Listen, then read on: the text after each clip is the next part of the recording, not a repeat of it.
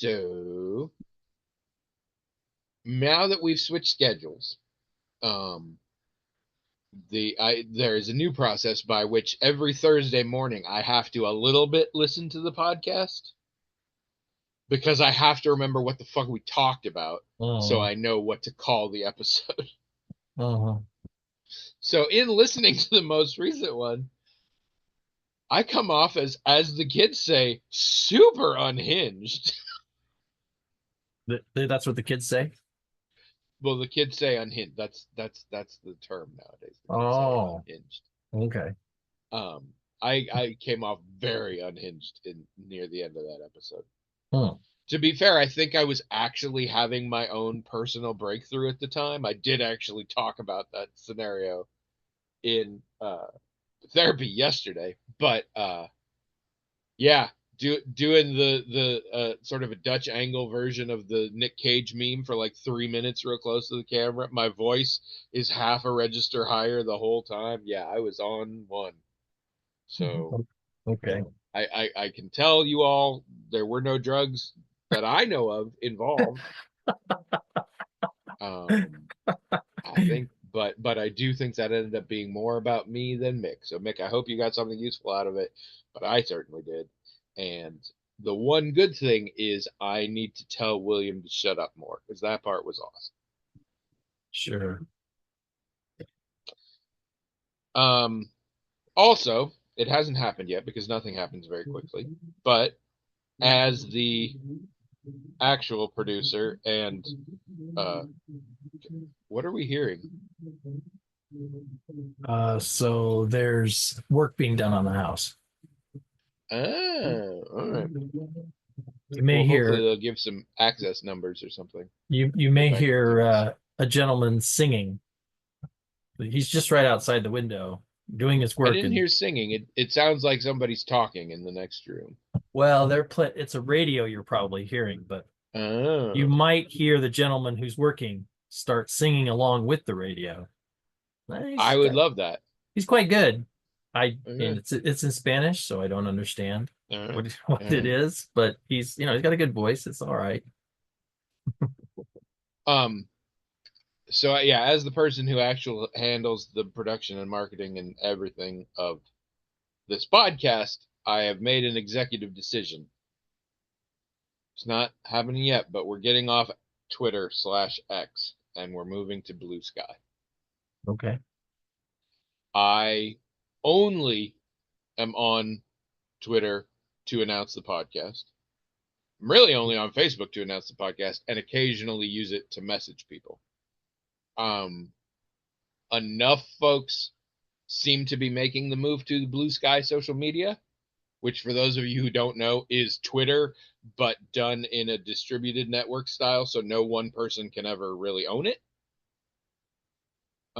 And lots of like professionals are moving there on the things I see and everything. So it's not just, it doesn't seem to just be a temporary anger at it. So, and Twitter's just so toxic constantly. I never, even just going on to post the thing, my glimpse stuff, and I never leave there happier than when I started. And my feed is mostly cats, and I still am that way. So Oh, that place is gross.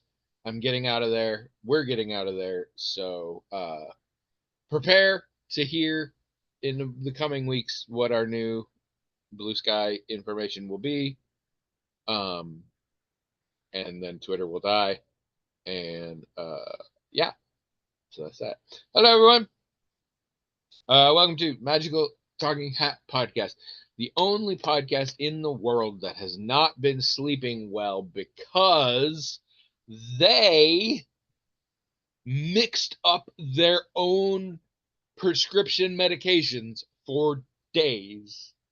hmm. All right. Are I you take, okay? yes, Okay. but I slept very poorly. Yeah. Well, Um, I take 1,000 pills.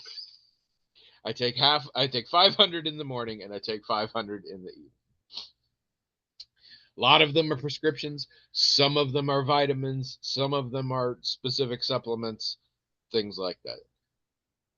in the category of prescription, some of them I take both times a day. Sometimes I only take once a day. In the subcategory of prescription medications that I only take once a day, there are 6, 3 in the morning and 3 in the evening. And in the medicine cabinet, when I'm filling the pill cup, there's a shelf that's the night ones and a shelf that's the day ones. And I know this and I've done this forever. And somehow I flipped those 6. And I didn't notice, but what was happening is I was sleeping really horribly. And I've discovered if I don't take my pills at night, I sleep really horribly, like straight up get 0 hours of sleep, not just like a Wow. few. Like I cannot sleep. And Wow. it's, I believe, entirely because of the thing I take for restless leg. And I'm Oh, yeah. so used to that now. And I was apparently would kick so much before that I would just wake myself up constantly. So I'm Hmm. sure that's what it is. And I've gotten to the point, because I screwed it up a couple times, where I'm like, I can't sleep and I feel kind of twitchy.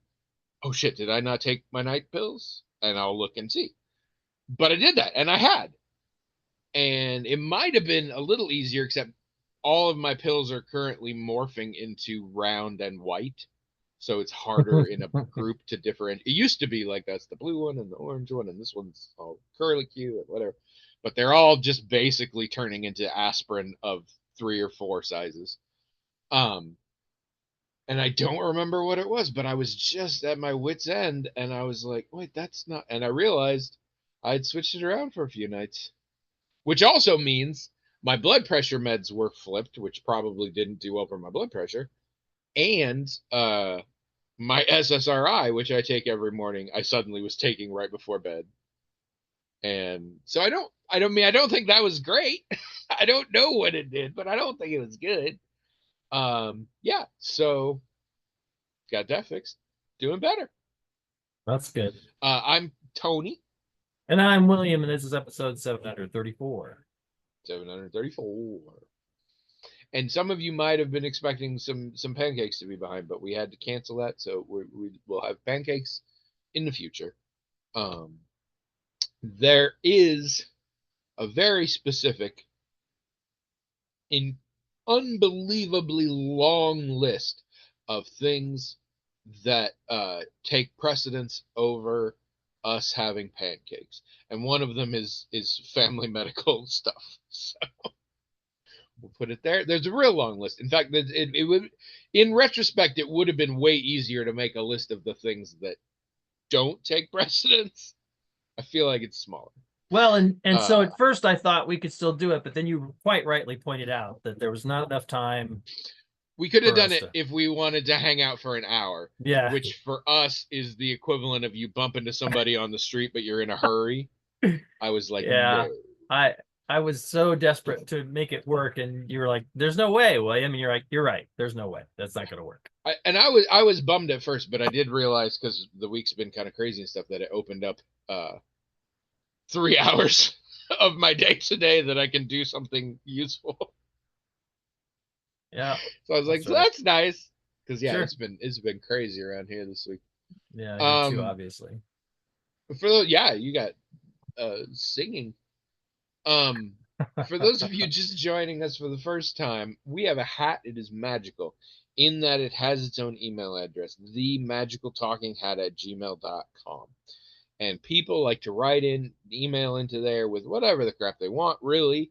Topics, questions, comments, ideas. They're just basically crap to what make these puppets dance. Um, and the hat magically, all on its own, forwards us those emails, makes us read them. We talk about them until we're bored, and then we stop. I don't know. We do have emails today. I don't know if we're going to get them today because there's so much going on in everything today. Um, but we'll see. If not, Stu, you're up on deck. I'm pretty sure you've got the next one coming. Mhm. We're getting low again, so please write in themagicaltalkinghat@gmail.com. Anyway, how is your, oh shit, 2 weeks been? That's why it's so much. It's been 2 weeks. This always, sorry, I should have guessed. After an extended one, we pretty much never get to an email. Mm. How's your 2 weeks been besides building a house or something? Does something, Well, is it like storm damage, or are you remodeling, or are you What? Yeah, storm damage. It's all. Yeah, I'm not based on scared of that. so with this, so the good news is it's mostly paid for by insurance and everything, but it's Bad news replace is you still got to deal with all the yeah, crap. so the roof, replacing the roof, which I think was all done yesterday, and this is siding they're doing today. I think they'll be done in 2 days, so that'll be There nice. is something very satisfying about just having your roof reach. Oh my God, it's another old person slash homeowner thing. There's when you're like, really any big one like that. Once it's done, you're like, I have the newest, most secure roof ever at this This- moment. It all goes downhill from here. but I mean, so this house, nobody else has lived in this house but us. We were one of the first people to live in this neighborhood. And Um, yet it's still haunted. How does that work? I I think one family lived here before we did for like 2 weeks before we did. I mean, we practiced And and then they're ran out because of the ghosts. they're gone. We have Yeah. we were here in the first month that anyone could live here, and we're the only ones still here. And this is the first time we've had to do anything with the roof this whole time, and that's 23 years. So Nice. that's pretty good.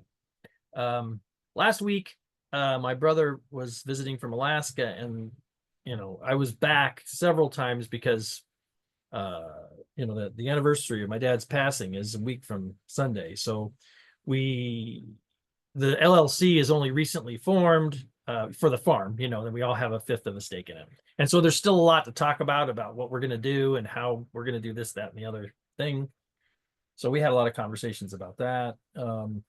So I can't say it was the most pleasant time with Roger being home, but I mean, you got to do these things, right? You got to have these difficult conversations and make these hard choices. And as somebody who's never involved in this, because birth families are disgusting, um, there is a thing where when you get together for a sad thing, you're still getting together, and that's like Yeah, every funeral is also a family reunion. correct. So it was that part, of course, was nice. Yeah.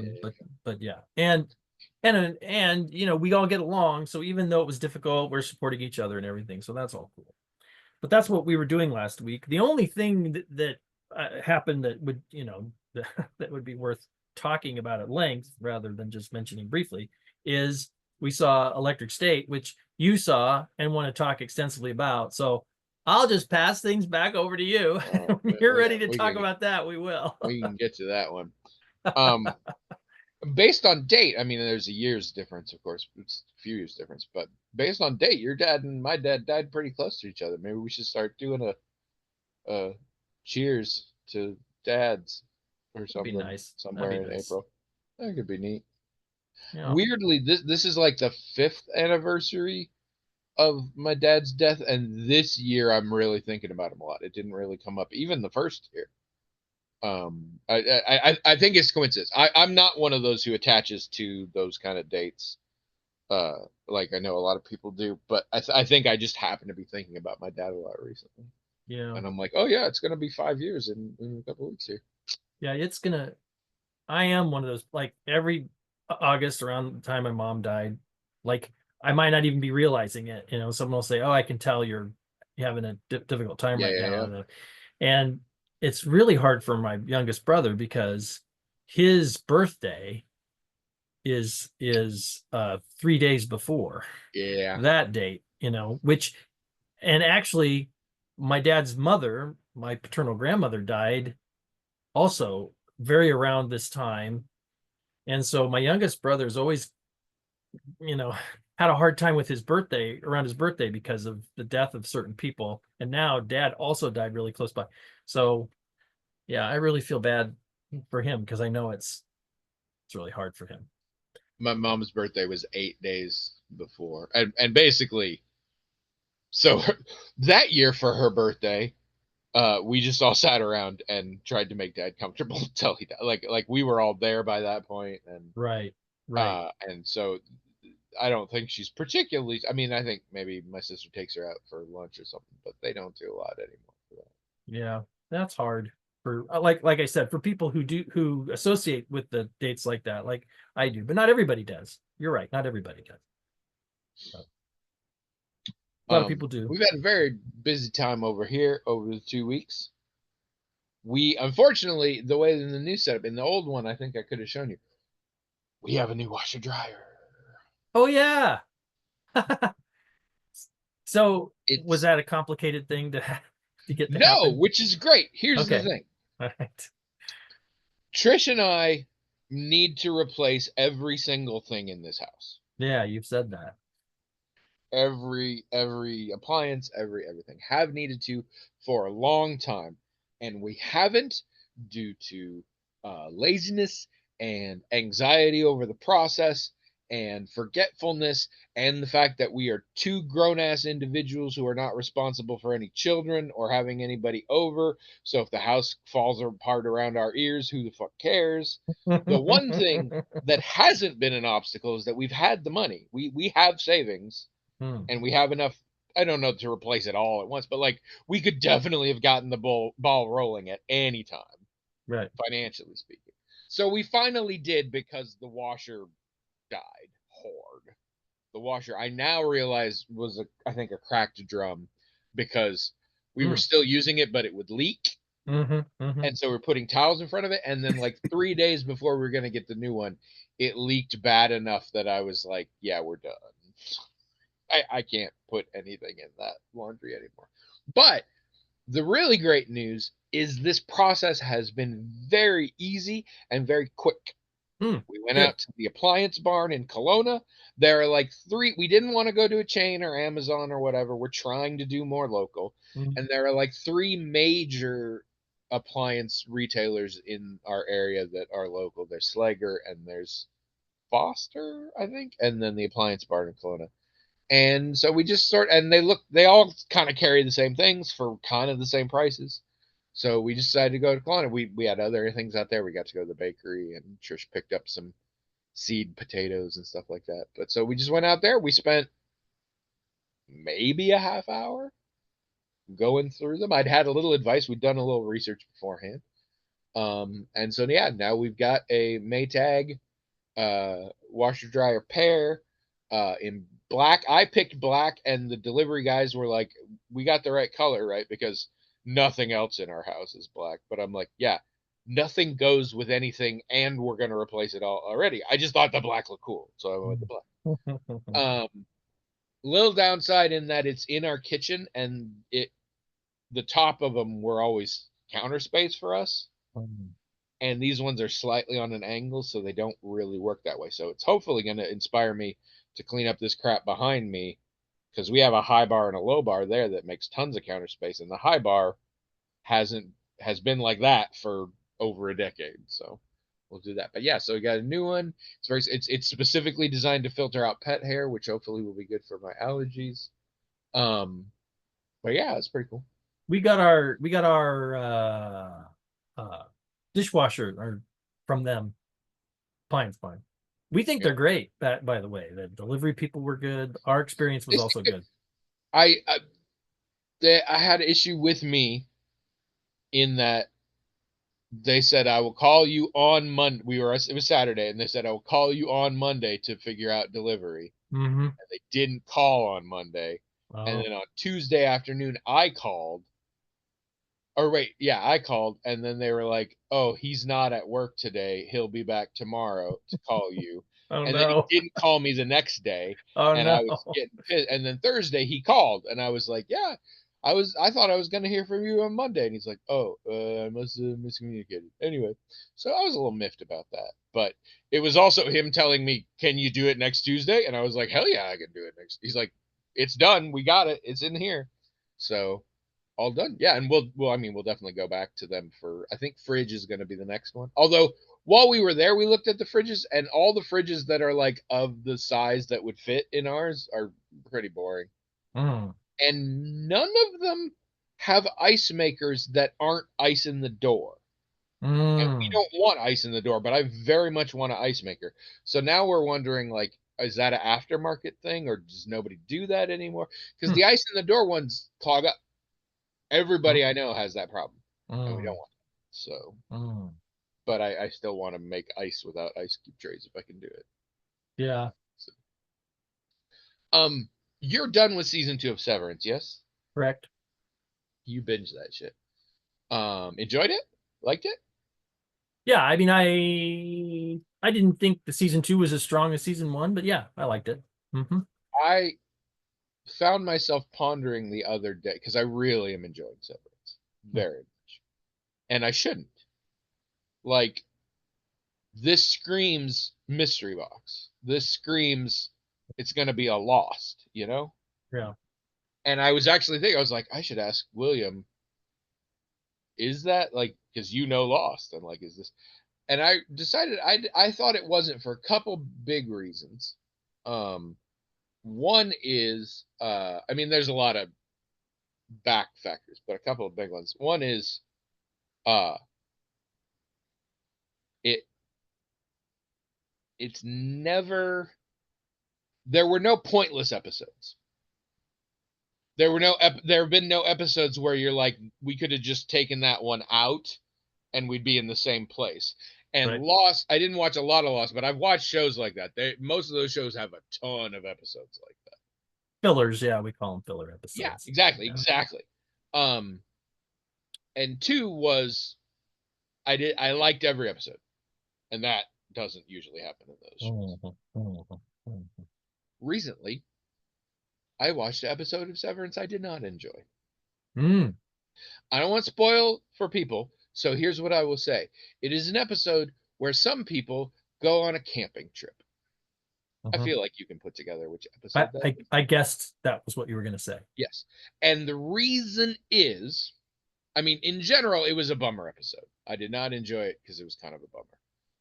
But there is a reveal in that episode that I had wondered about and had thrown out because it did not work. And when that reveal happened, for the first time ever, Severance, the weird ass show with the baby goats, broke my disbelief. I was like, this cannot be true based on what has happened before. Not in a like very factual sense, but based on performances. I'm like, there's no way I believe that this person knew this and was doing this. It just flat out doesn't work for me. And the episode kind of ticked me off.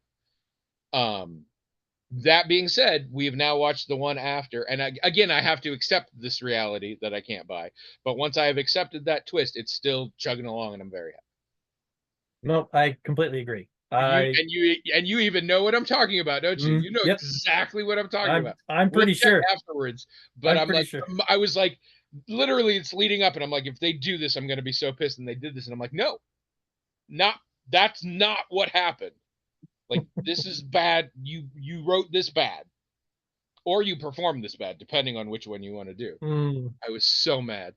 But outside of that, loving it. And again, I feel like I shouldn't because it's not like you learn like it's very mysterious. I am still super confused about what is going on, but I really enjoy every episode. I don't feel frustrated. yeah. I dig it to the degree that was the other thing is if like something happened and I never got to watch another episode and this was the end, it was still a really great experience for me. Mhm, mhm. And that's knowing nothing at this point. It's just really good. And it is the show that sparks huge conversation for us after every episode. We talk back and forth, and yeah, we love it. Um, it's popular enough. I'm sure I'll grow to not love it someday. But and it's yet another thing. Ben Stiller, I'll be charitable, not my kind of performances in general. His comedic performances, it's not my thing. He's very popular with certain people, never been my thing, such that I didn't particularly think I liked him. Dude is a genius behind the camera. And he's been doing this stuff for a while. If you look back, he occasionally directs things and stuff. He's really good behind the camera.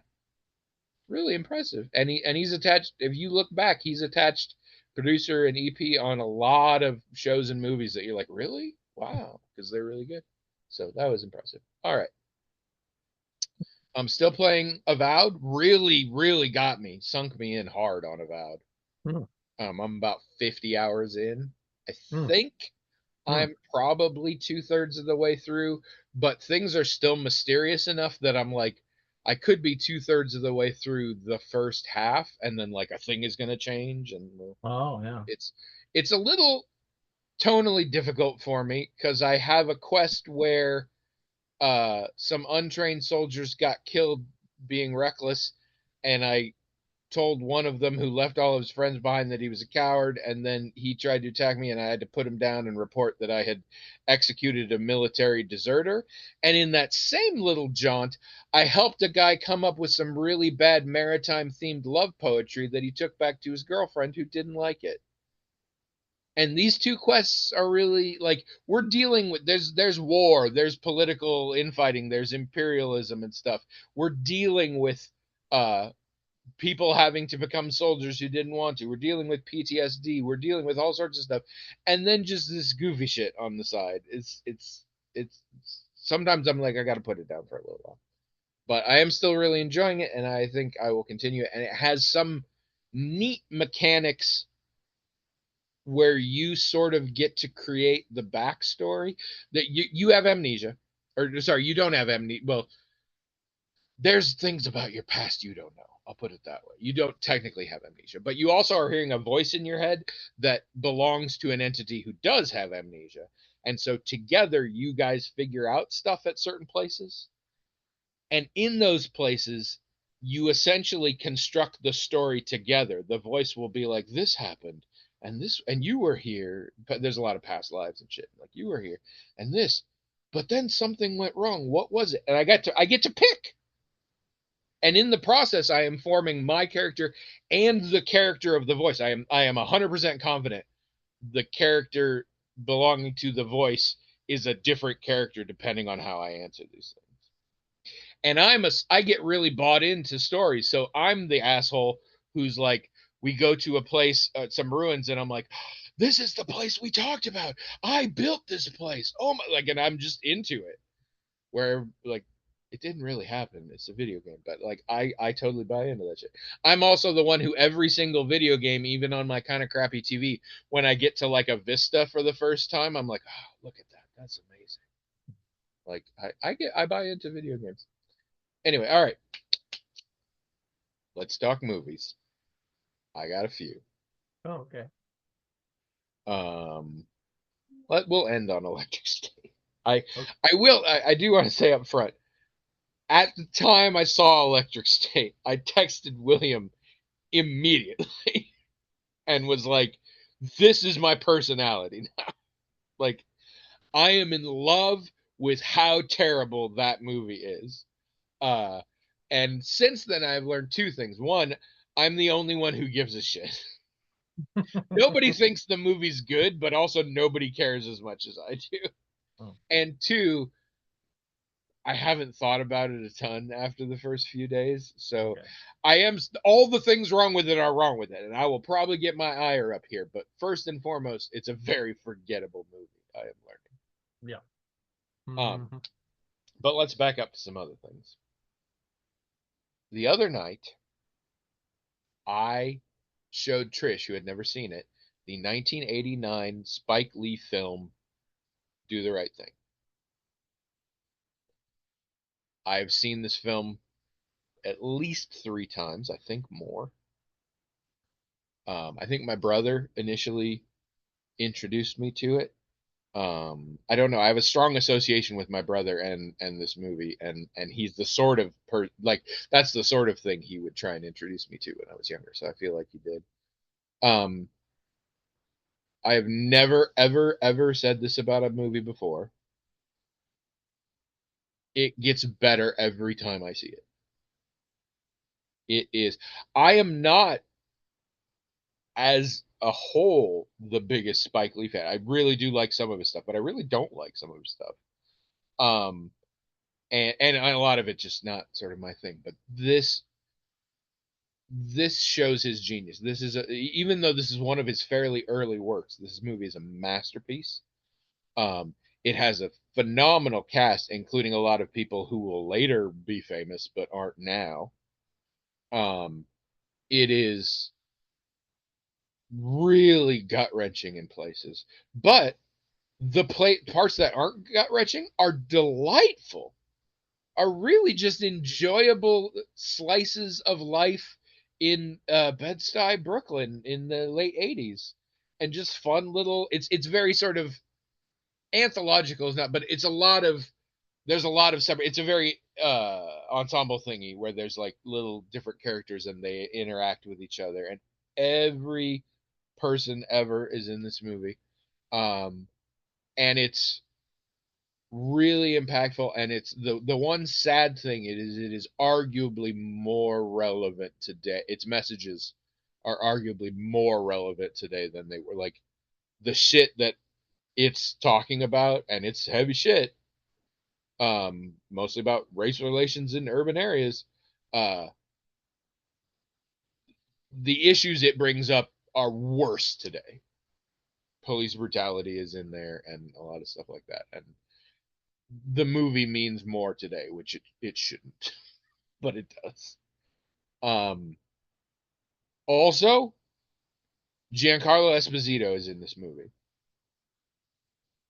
and Trish didn't recognize him, and I told her that's who that was, and she still didn't recognize him for like half the movie. Who was Like in Electric this, State? yes, this is gonna come up in like he was in Electric State. Mm. He was a bad guy in Electric State, and he is literally the only character in that movie that I actually cared about. He was also And his in. character was not well written. So this is 100% his acting. And that, and then watching Do the Right Thing recently, I think I have to go on record. Giancarlo Esposito is, in my opinion, the greatest actor I've ever encountered. He was also in The Residents. That I don't know if you've heard of it. It's a Netflix. I think it's Netflix.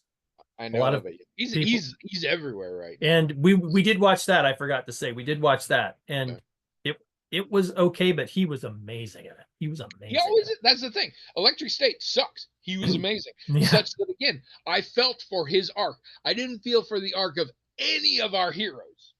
I felt for his arc, and his arc was not well written. No.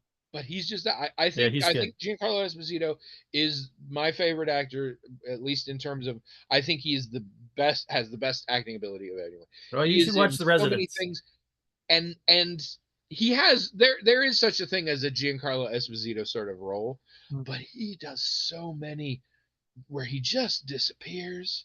And he's a very distinctive looking man with a very distinctive voice. And he Yeah. still disappears. Yeah. He's amazing. He's Yeah. amazing. I love him. Well, you should see the Residents then, because I think you'll like it, because he's Well, really this is good the at problem. it. He also does a shit ton of stuff I can't and won't watch. Oh, well, this He's is kind a of a major player in both Breaking Bad and Better Call Saul, and can't touch those. this is like a murder mystery thing that's like Yeah. like Yeah, a it's like After Party. Trish is really excited on it. She thinks it looks like After Party.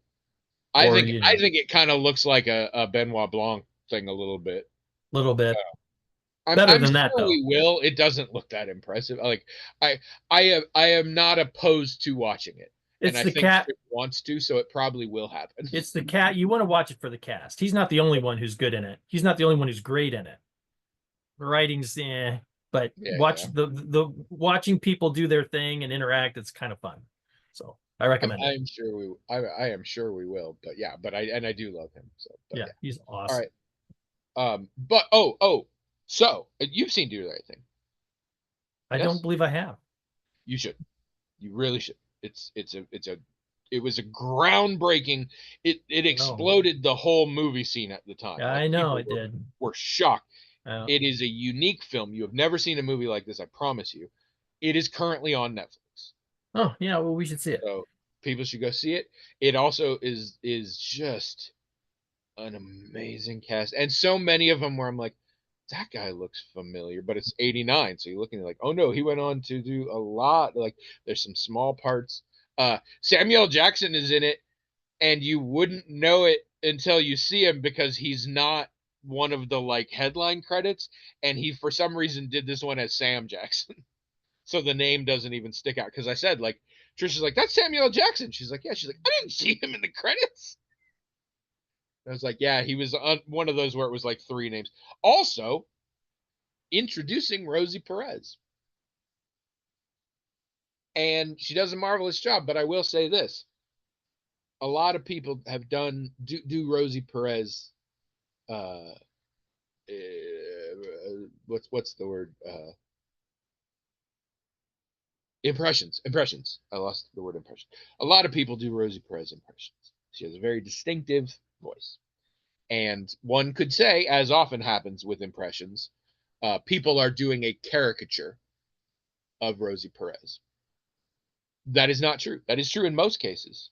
But as with William Shatner, they are in fact doing an incredibly accurate impression of Rosie Perez just in this movie.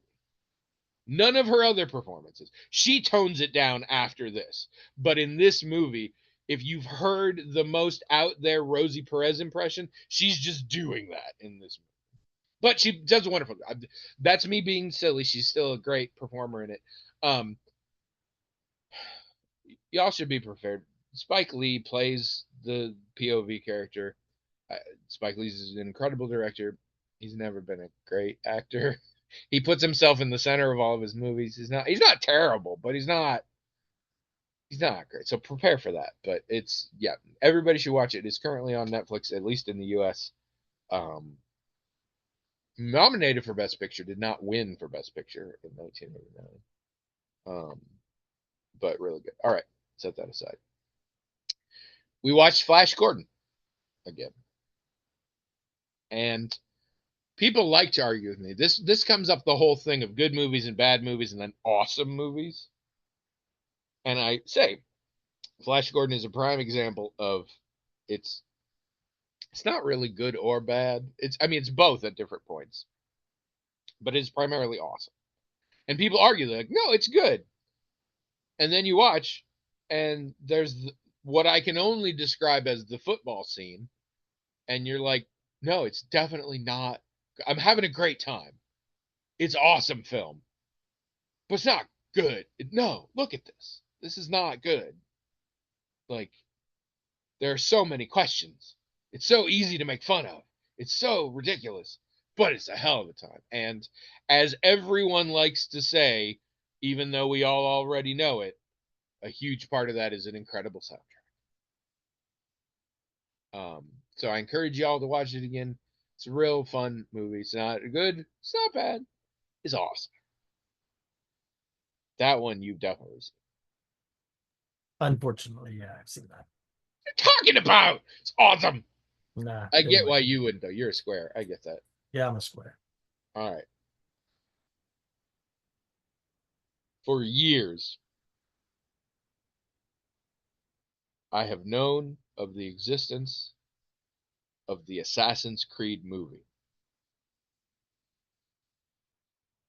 For years, I played the Assassin's Creed game. It became way too much of my identity. And I never saw this movie because everybody said it really sucked. And it was never available free to me. It was all, and I was like, how? If a movie's so bad, eventually somebody is gonna be just on their service. And so I look periodically for it, and it's all, and I'm like, it supposedly is really bad. I'm not gonna spend any extra money on this. I'll wait. And I just basically given up. And I was even at the point where I'm like, maybe I'll spend a couple bucks. So I periodically look, and I looked up. It's just on Max right now, just freely on Max. I mean, not freely, but if you have Max, it's there. So we watched it, and I'm sorry. So it was as bad as you thought it was going to be, or worse? No, so much worse. So much like it is disconcertingly bad. It is a pants shittingly bad adaptation of the source material. But it is also a terrible movie on its own terms. It's ugly as shit.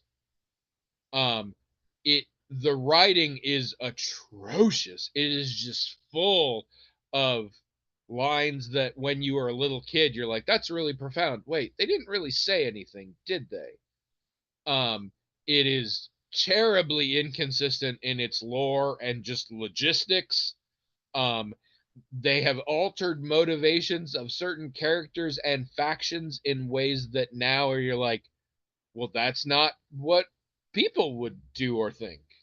What are you talking about? And it has Jeremy Irons, Marie Cotillard, the dude who was Omar in The Wire, whose name I can't remember, rest in peace, he's amazing, and Michael Fassbender in the lead. And they don't do well. I mean, I don't blame them, but none of them give good performances. It's atrocious. I do not recommend watching, even if you like bad movies like me. Even if you aren't also pissed about how it treated the series. Don't worry, I'm pissed about how the series has treated the series, so it's fine. But like, whether you know about Assassin's Creed or don't know about Assassin's Creed, whether you like bad movies or don't like bad movies, don't bother. It's your life will be worse afterwards. Not a ton worse, but it will be worse. I am sorry I saw it. It's it's it's what's wrong with the world today. It's it's bad. Yeah. It's bad and just, it's such a joyless bad.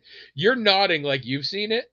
No, Okay, but I mean, you're nodding like this is what you I because when it came out, all I heard in all of the news that I get, because I get a lot of entertainment news, was everything you just said. I mean, like you agree with everybody basically. and there's a lot of stuff that I know they did because it's a movie. I have learned that over the years and actually a little from you. Like sometimes you change crap because it looks better as a movie or whatever. And there's some of that. None of that hits really either. It's real ugly. The special effects are dogs. It's like, remember the original 2000 Dungeons and Dragons movie? Remember how that looked like someone just kicked in their monitor when it had MS Paint on it? Yeah. Like Yeah. it's like that. It's so ugly. It's amazing. Oh, don't watch it. All right, let's do this, motherfucker. Let's get into Electric State. Okay. I feel, because you're not going to get to say anything for the next like 20 minutes. Um I should start by letting you give your impressions. How did you feel? How did you feel about the experience? So I felt there was another film. What was it? It was similar to this where when I watched it, oh yeah, Black Adam. When I watched it, I thought there's some good ideas here. Wasted. They didn't do anything good with it. The perform there were some good there were some competent actors, I thought. Not no evidence of that really, except for the person we already mentioned. Um yeah, it was just it was a huge disappointment. You know, I like things with robots in them, right? So that's why we watched it. And yeah, it was bad. Now, and I wouldn't recommend it to anybody even. There just wasn't anything to recommend. Now, when you started talking about it just briefly with me, it sounded like you had a lot more to say than that. But for me, it was just this is too bad. This was a wasted opportunity here, and I was disappointed on a lot of levels. But I wouldn't even have mentioned it at all because it was like such a nothing burger for me. But it must And that's be, how most people are yeah. about this movie. Yeah. And I think the key difference between them and me is I think the very creators of this movie would agree you should not do this. I thought about what was happening on the screen, Mm. Oh yeah, and right. what people were saying, Yeah. and what was happening, and what was being done, and what the story was supposedly going to be, Mm-hmm. and was, and the words they said, and it's all the worst. Yeah, it doesn't work at But all. in some breathtaking ways, like stuff that I'm like, you worked so hard to make the wrongest decision.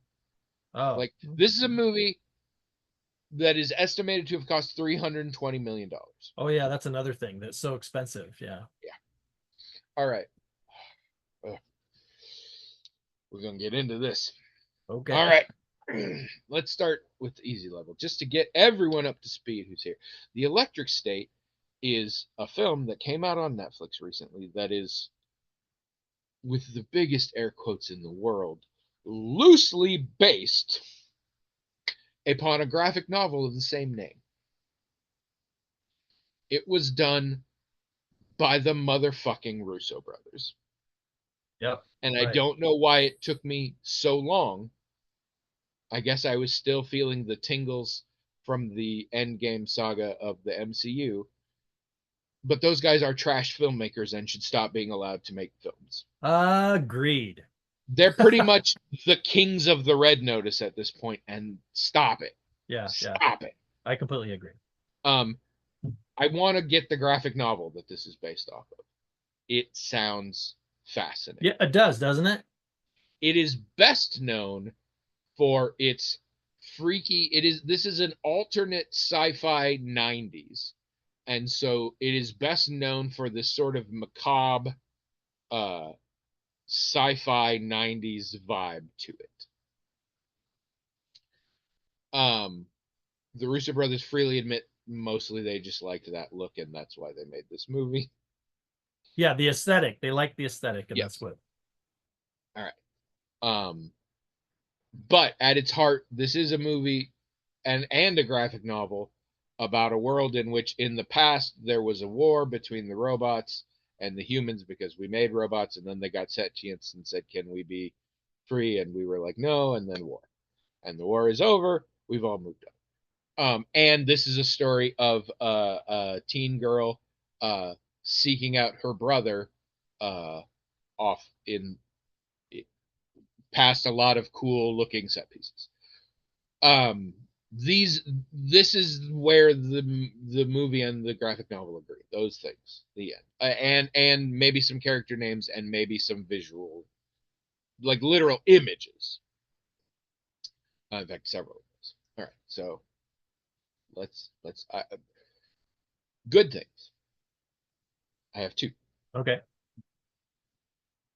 Some of the visuals were really cool looking. Yeah, I mean, especially where they were true to their source material. It does look nice. Yeah. And some, only some, but some of the action set pieces were quite fun.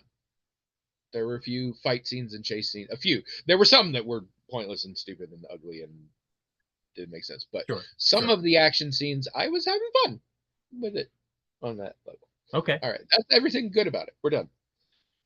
Now we'll get into the bad. Oh, actually, also, because you constantly need an ongoing series of bald white men in suits to be very stoic but cartoonishly evil bad guys, like movies always need that. Stanley Tucci has proven he's got the chops, he can do it. So go ahead with doing a lot of Tucci Bond villains. He's got what it takes. So that I guess is a good thing for Stanley Tucci. But they should stop casting Millie Bobby Brown in teenage roles. Don't get ahead of me. Don't get ahead of me. It's on the list. But yes, okay. We'll hit this right now. Millie Bobby Brown is 21. In this movie, she's supposed to be a ninth grader. It is not believable for an instant in any respect. It is mind-boggling. Every time I remembered she was supposed to be an early high school student, I was like, no. Well, I'm not sure I would have believed 18. No. She looks like she's in her 20s to me. Grown up. It's very every 80s horror movie had 30-year-olds as high school students. It's very that, except it's just her. So, and that's the kiss of death. You watch any movie where like one of the group of friends is noticeably older than the other, and it's so much worse than if they were just all way too old. Yeah, right. You're like, who is this predator amongst these young people? This narc. It's just, yeah. All right. So there's that. That's a narrow cast one, but that is like, this is the first time I have like distractingly regretted Millie Bobby Brown as a casting choice. Yeah. I don't think she picks projects that I give a shit about, but she's always amazing. This one, no.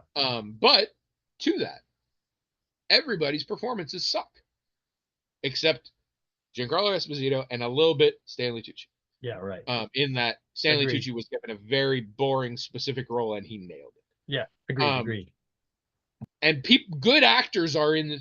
Ki Hui Kwan, who is my current boyfriend, Yeah. gave a shitty performance. I'm not saying he could have done better with what he had, but he gave a bad performance. Millie Bobby Brown gave a bad performance. Chris Pratt, obviously, gave a bad performance. Like, I think Chris Pratt's done acting. I think Chris Pratt shows up on film, but I think he's done acting. I think he shows up and they film him. I mean, he probably says the lines, but yeah. And all this movie is littered with cameos. Every single robot is a celebrity you're familiar with voicing that robot. Yeah. One of the major robot characters is Anthony Mackie, because of course it is, because that man will do any. That man is the Black Eric Roberts. He will be in anything. But also they pitched up his voice, so to me he sounds exactly like Aziz Ansari, which was just weird. Well, it doesn't sound like him anyway. It's like, No, I had to look him up. I had to look yeah, up who it was. right. You could have cast anybody if you were going to do that to their voice. And in the pitch meeting version, they say, "Who do you want to voice it?" And he's like, "Any Marvel actor that we can get a hold of." It literally doesn't matter. Yeah. And it's accurate. Yeah.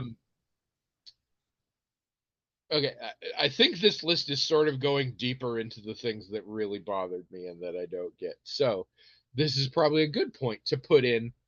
From what I can glean, it is an absolutely horrific adaptation of the short source material. Like, could not be less in the same vein of story and message and what it's like, just such a different and horribly mismanaged kind of thing. So like, at first I was like, maybe I don't want to read the source material, but more and more I'm like, no, you do, to get this shit out of your head, because it's so much better. Yeah, we're getting into the real fucked up stuff here. All right. Fantasy racism. They do it so bad. I mean, I am fucking tired of fantasy racism. Right. But they do it so bad. This is a film that is primarily about robots gaining sentience, attempting to fight for their rights as sentient individuals, and eventually going to war over these rights, and eventually losing and being placed in essentially a concentration camp.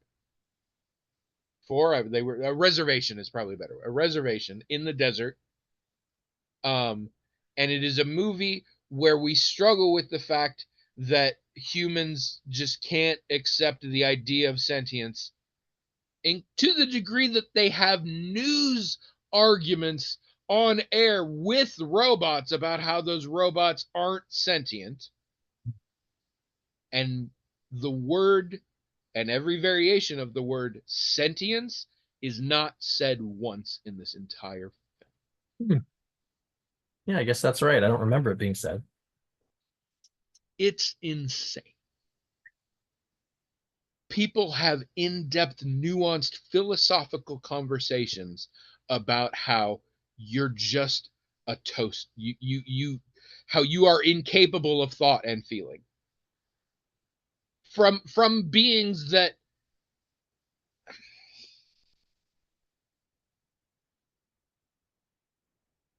an argument for sentience. Don't get me wrong. I am always pro sentient rights. I feel like that's a really good cutoff. I mean, in the real world we say human, but in sci-fi, other things, and if we ever encounter other things that have sentience, we should respect them as we do anybody else. But I can respect the conversation and the argument of, we built this thing. We programmed it. Its sentience is because of us, but it is still a thing. Like, it becomes the slavery argument again. I'm not saying I agree with that. I 100% don't, but I can understand that as an argument or a discussion. The argument in this one is that, oh no, they're not thinking, feeling beings. And I'm like, you are constantly inundated with factual data that shows that is not the case. Everyone in the world is shown this. Also, and I guess maybe this is a criticism of the source material as well, but mostly it's the movie is a very silly. Oh yeah, no, we can do this. The movie is about what I just said, but it's a silly romp. It's a silly. It has a very almost kids movie vibe to it. It's a very silly romp, and it has these huge set pieces like an old 3-story cat robot just collapsed over power lines that's from what's left of the war. There's lots of shots of that. And I'm like, so that's a corpse. That's a Really, yeah. 3-story corpse that everyone in this conflict just left to sit there for at least 3 years. And as soon as you're like, oh yeah, dead robot is like a dead body, the movie takes on a tone of just bottomless abyssal darkness Very that good. it never acknowledges. Yeah.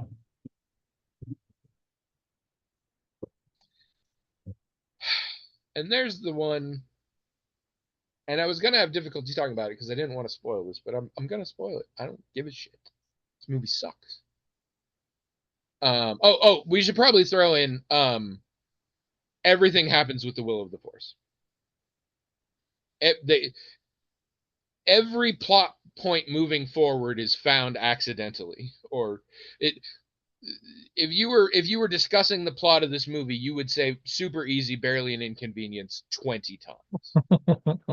I've seen reviews that have said it multiple times. Yeah. Literal things where it's like, how do we get in here? And an actual literal trap door opens. Yeah. Shit like this. It is the whole thing is, wow, that was handy.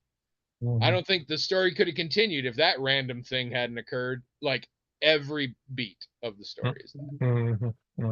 But now we got to get into the thing that pissed me off and blew my mind and enraged me more than absolutely anything ever. And I appear to be literally the only person on the planet who read it this way, which makes me very sad. So I can't believe I have to recap this, but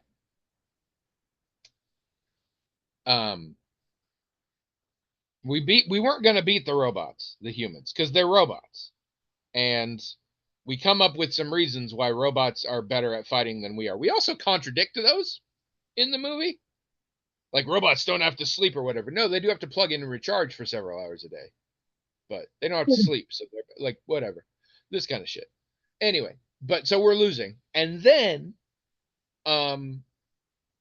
Stanley Tucci invents Wi-Fi technology. Essentially. Stanley Tucci invents a way for you to warg into a robot and you can go fight on the battlefield as a robot, but you're back. It's drones. It's drones. But they don't fly. They're little soldiers. They're actually really shitty drones. They are not effective fighters at all. Yeah. Which again, and some of this is the aesthetics again. They could be defeated by mail being thrown at them. You saw the Honest trailer, did you? I mean, that was a pretty extraordinary moment. The pitch meeting was good, but it didn't scratch the. I felt very seen after the Honest trailer. Sure, I was like, thank you. They're very bad, but just to make it fun, because as I understand it, in the original source material, the war happened a long time ago, and nobody gives a shit. And that same technology exists, but it's just essentially fancy VR technology, and humanity essentially killed itself off by being addicted to this. And the source material is set in a world where humanity is essentially mostly dead because of this. That is not the case in this. In the case of this, for some reason, Stanley Tucci invented a technology that splits your brain so you can simultaneously do work or go fight in a war while also hanging out in a VR beach and just relaxing. And fun fact, Many, many people use this technology in this movie, and only one of them ever uses it like that. And it's a cameo early on where somebody is harassing their foster child in the body of a robot while simultaneously in a VR experience while sitting on the couch. And that is the only time. Every other time people get into it, they are focused on what they are doing. So there was no reason for this to exist, and it also doesn't make sense, and it's dumb. But Millie Bobby Brown is a sad orphan child because, of course, she was driving before, I think before the war. I don't know. Having nothing to do with anything, she and her parents and her preternaturally intelligent younger brother. We had a scene establishing he's super smart, kind of sloppily done. There's a car accident. All three of them die. She's on her own. She gets put in the foster system. It sucks. But things take a turn where one day a robot who can only say pre-recorded things shows up in her house and starts giving her shit. And she freaks the fuck out. But then it does special things that mean only her brother could know. And she finds out that it's her brother's in this robot, but he's also somewhere else. Like his soul is in the robot or something. I don't know. And we have to go and find out what it is. And we do. And what we find out is her brother is the center of the entire sci-fi internet. Because what I love is we haven't even gotten remotely to the part that pisses me off yet. This is just the part that's incredibly stupid. His brain is so smart that physically it can provide computing power that humanity is incapable of producing artificially. His brain is so smart that it can run an internet that human technology does not have the ability to run, except via his brain. Because it's that good. That's the idea, yeah. And it's stupid. It's so stupid. Sure. Yeah. And the whole ending where because then it becomes a quest to go free him or whatever, and it's also really stupid and has so many unearned things or whatever. But this is not my problem. My problem is we have periodic flashbacks of Millie Bobby Brown with her brother. They were very close. And we have some scenes like this. And one of the very early scenes is them much younger. Millie Bobby Brown still looks like a 20-something, but she's supposed to be, I'm going to guess, 9? I don't know. And her brother, like 6? I think they actually cast somebody else for the brother, but it's still Millie Bobby Brown. And they have a scene that I believe absolutely codes this child as, if not autistic, definitely neurodivergent. Okay.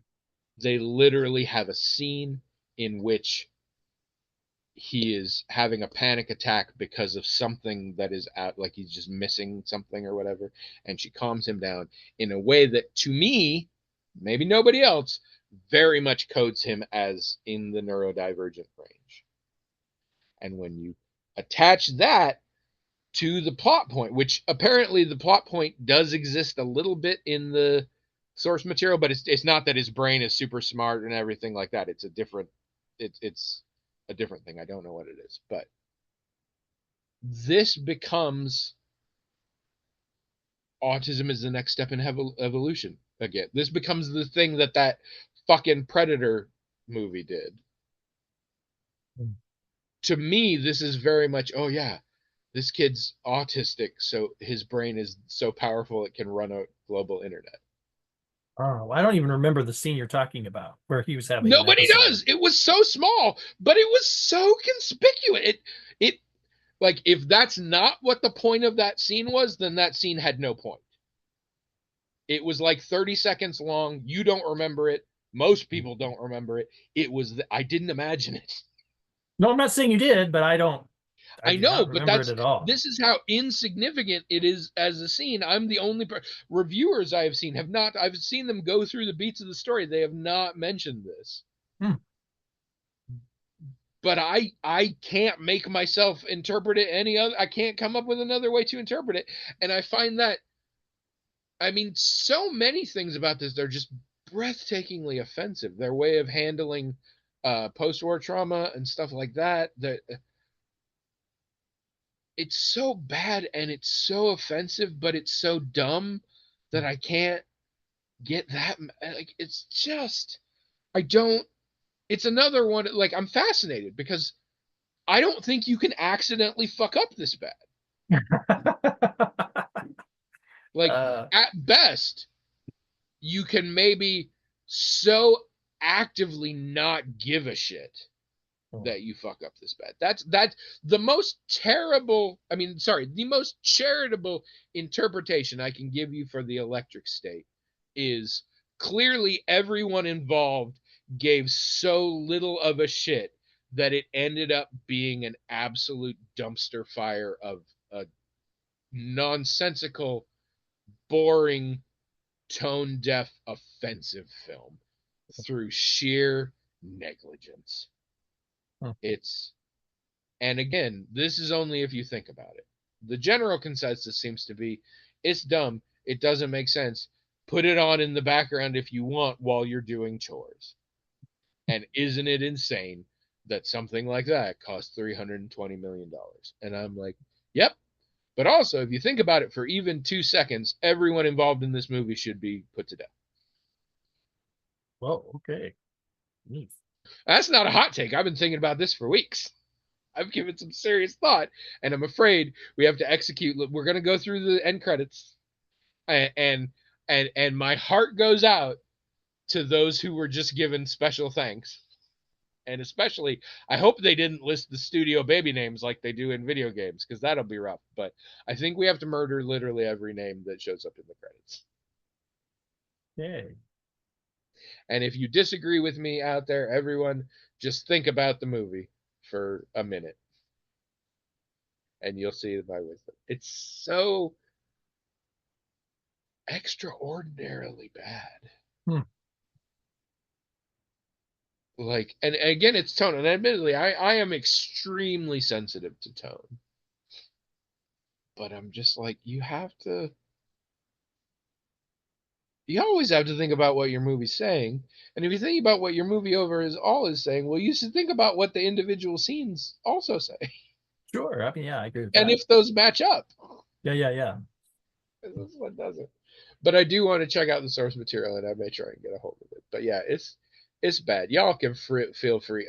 I mean, I have much stronger feelings than William, but I think the consensus is, yeah, I don't bother. You know. Well, I mean, the major difference between us seems to be that I didn't walk away from it offended. I was just like, yeah, that was crap. And the Russo brothers, I've not really ever been impressed with them, even with the Marvel stuff. So that didn't surprise me. But the angle you're taking, where it was actually offensive to you, like very offensive, apparently, I get that. But I don't even I remember mean, the scene you're again, I talking don't about. think So it was their intention, and I do not respect them enough to be actually mad at them. I'm playing for effect. okay. I am honestly, I'm Al Pacinoing this shit. I am super amused at how mad I am. Somebody finally said that one time. They said like certain actors get certain specific performance types and sort of everything, and Al Pacino has suddenly slid into a character who's like really amused at how mad he is in most things. And I was like, yeah, that's pretty accurate. I was like, yeah, most later Al Pacino performances are basically he's really entertained by how angry he is. Like the character. And that's how I am. I am amused. I am having fun with how much I hate this movie. But I want to make it clear it's not fun to watch. Like, it's not. Don't be like, oh, I love bad movies. I'm like, no, it's not, and it's long too. It's over 2 hours. And do you ever, like, when you watch this film like this, and there's good actors in it, sometimes doing a good job, and you're like, How did they read the script and go, yeah, I want to do this project? I mean, Because they read the pay clause on the contract first. probably. The I've been script was thinking not about that. good. Who is it?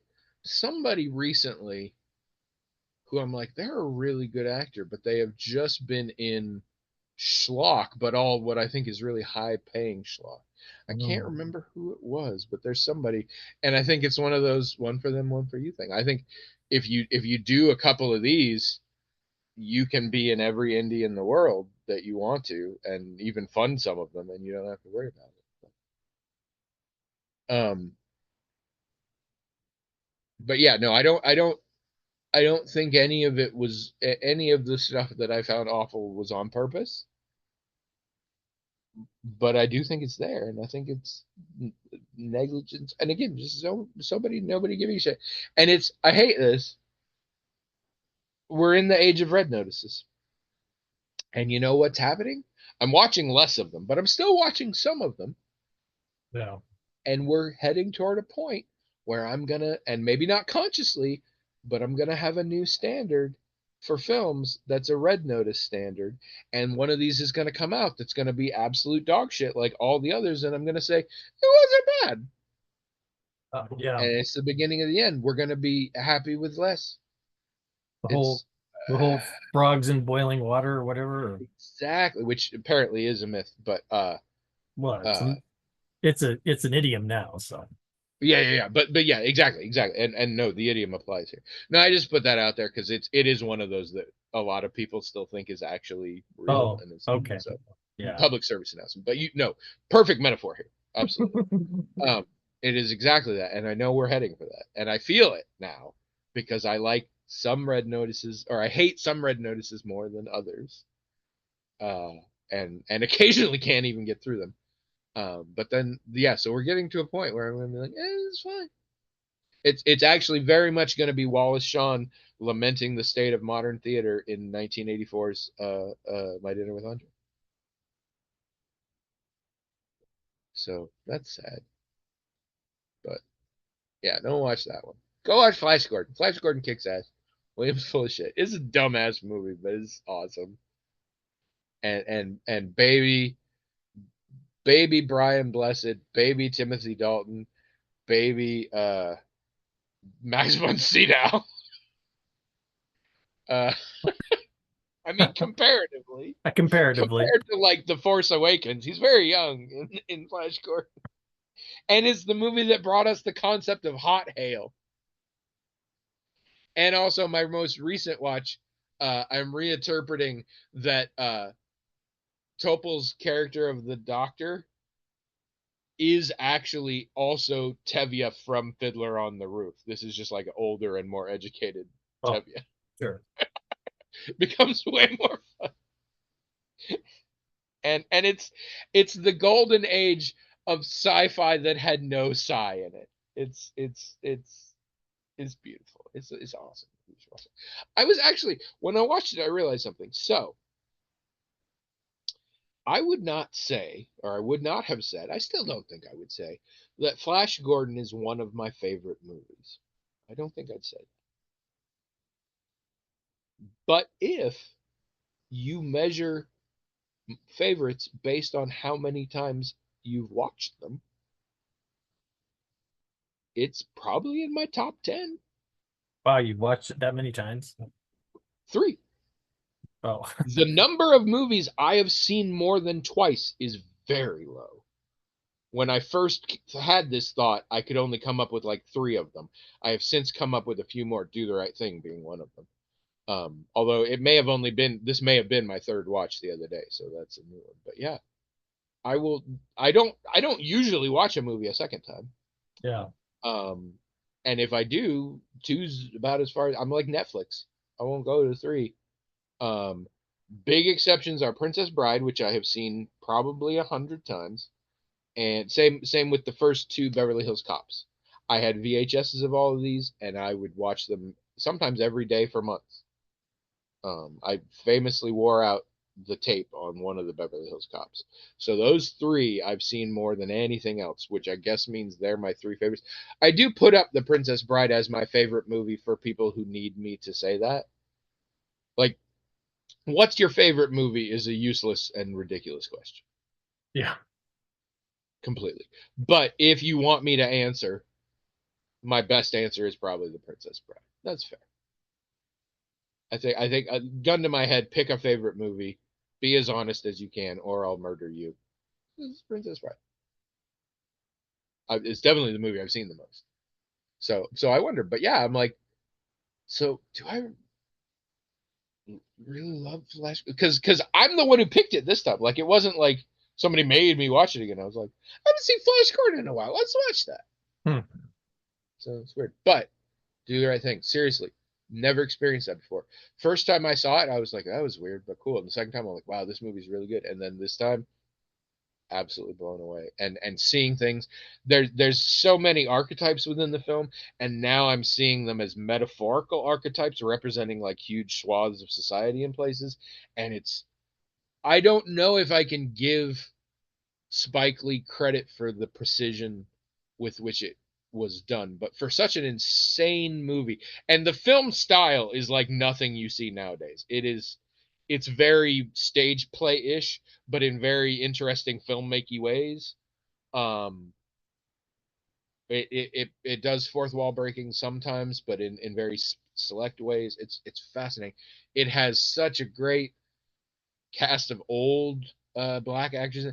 Very few women in the film, which dude made it in the 80s, so I guess that. But there are some, and they are generally held up as the sensible ones in the movie, as is done. They are kind of put on pedestals.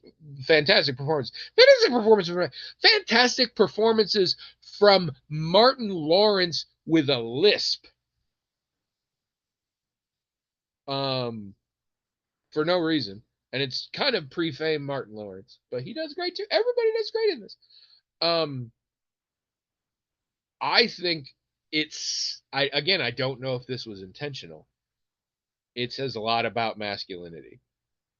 And some of that is all the characters, but like, you can have movies where all the characters are men that aren't at least intentionally saying things about me. This, a lot of the characters are defined by what they think a man is and what that means and what they have to do and not do in different ways. It's a fascinating movie. It's really powerful. It's every time I see it, it's just tighter and better. Yeah. So check that out. All right, shall we do our quest? Yep. Side quest. All right. There's a lot of them, but we've been getting a lot of repeats. All right, I'm gonna do old fashioned shuffle.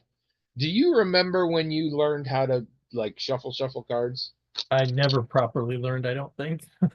Truly. I get that because I didn't for many a year. It's a riding a bike thing. It seems impossible, and then once you learn it, your body's just like, oh, of course. Like, it's one of those that you just one day it clicks, and after that it's nothing. And I don't entirely know why, but it was one of my most proud achievements. I think it's another one of those cool things. I think cards, aesthetically, card playing and stuff is very cool. All the card tricks and dealing and Yeah. I'm one of those kids who only liked Gambit because flinging a playing card seemed awesome. Gambit's a dumbass character in many ways, but he mostly put energy into playing cards that would explode, and I was like, that's the coolest thing ever. It's like a roguish take on the shuriken. Card. Yeah, roguish, sure. And okay, I didn't do that on purpose. Uh, and also as a kid, it's hard to get a hold of ninja throwing stars, although you can if your friend has an absentee father who sends him catalogs for things. Right. But you can get a hold of cards any day. Yeah, we would buy the throwing star. We go out the back and throw it at the tree. I think they still exist though. Their websites, the websites where guys can buy knives. Mhm, It's mhm. probably, if I say that, everybody should know the kind of place and the kind of catalog I'm talking about. Yep. They Yep. sell cool knives. All right. Pick a number between 1 and 1. Oh man, 1 and 1. A whole One number. and one A and whole one. number. Uh, 1. I don't know what made me think of that. It's just popped into my head. I I regret to inform you, you didn't go far enough. You got to the point where it wasn't funny anymore, but you needed to hold out a little longer for it to get funny again. It was Yes, gonna. you're right. You're It's a right. thing. You're right. You're right. Coach from Coach taught us all that. What's his name? Craig something. What is Coach's name? Craig, the guy from the dad from Poltergeist. I forget. Craig T. Nelson.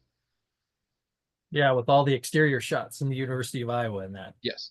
coach. Kind of a shitty dude from what I could tell from interviews and things. But back in the day when he was just sort of a jobbing comedian, he and I think Barry Levinson had a two-person act. I've talked about this so many times on the podcast, I think. Had a two-person act where they would go around and essentially it was a comedy act where they were like singer-songwriters at coffee houses. And their best bit was their introductory song was called something generic, like this is called Table or something like that. And then they would tune their guitars and they would do it for 9 minutes. And it was always a struggle for them because at first it's normal and then people laugh and then people stop laughing and then people are kind of annoyed. And that's apparently around 6 minutes. Hmm. And you have to hold it because if you can hold it all the way to like people are getting ticked, but if you can hold it to like 8, they all think it becomes way funny. Like if there's this thing where it's like, are you really gonna do this? That's hilarious.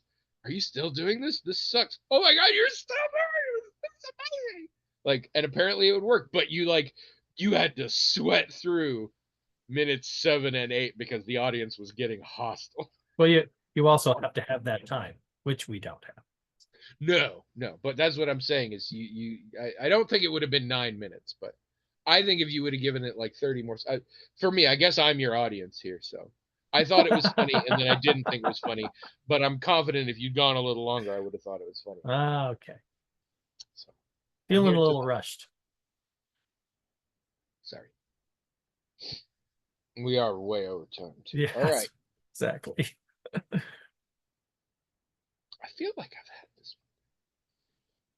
Suit up, space cadet, space cadet. Let's try that again. Suit up, space cadet.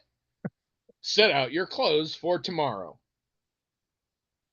Yeah, we have had that The one quote before. is from somebody named Max Kaneda, but it's not spelled right. That's not from Akira, is it? I don't think so. Max Kanada, maybe. I don't know. It's such little writing. The belonging you seek is not behind you, it is ahead. Okay. Anyway, set out your clothes for tomorrow, people. If you live in the Iowa City area, big protest tomorrow. Set out your clothes for that. It's not going to rain, but it's going to be in the 50s and cloudy. Right. I am emotionally incapable and also might accidentally find out what's going on in the world, and I really can't afford to do that. But I'm the one who's going to drive because they don't want to park down there. So I will be the chauffeur for the protesters, Okay. or for my immediate familial protesters, Designated driver. which will be either 2 or 3 of them. Yes. All right. In the meantime, go to the blog, themagicaltalkinghat.com. Tell us how offended you were by the electric state. Tell me if you also read it how I did, because I really think I'm the only one. Don't spoil Severance. Also write in themagicaltalkinghat@gmail.com so that you don't have to listen to me like this. You can listen to me talking about what you're talking about in your life. and now we'll do it here for you. And come back, won't you?